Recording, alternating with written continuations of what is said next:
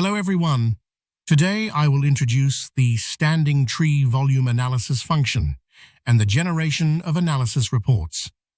Under the TLS Forest module, click on the Stand Analysis and Reporting tool.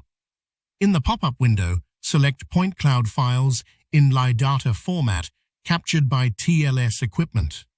Choose .3db or CSV files resulting from point cloud segmentation for individual tree segmentation. Here, check Standing Tree Volume Analysis.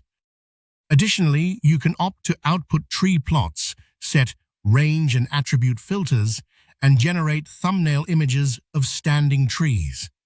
Finally, set the output path for the analysis report and click OK.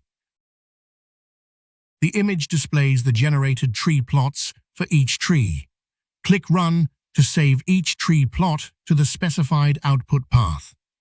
Click Next to proceed with range and attribute filter settings. You can select a region of interest file or filter by attributes such as Tree ID. After setting, click Run to see some trees filtered out. Next, configure the Standing Tree Volume Analysis. Default to Trunk for Trunk class. Adjust parameters like layer height, min-D threshold, and choose between Cut Automatically or Cut by Length for trunk curve calculation. Click Run to generate results for Standing Tree Volume Analysis. Add the running data to the current project.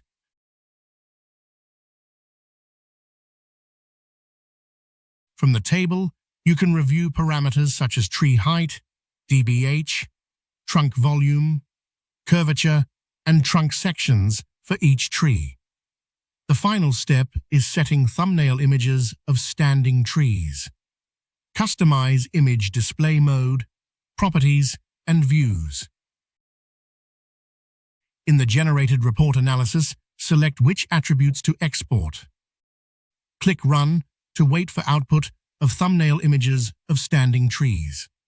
Each tree's thumbnail contains the specified property parameters. Click the Generate Report button to export all analysis results into a report.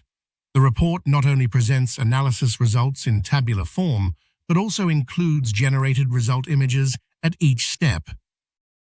This concludes the overview of Standing Tree Volume Analysis. Thank you for watching.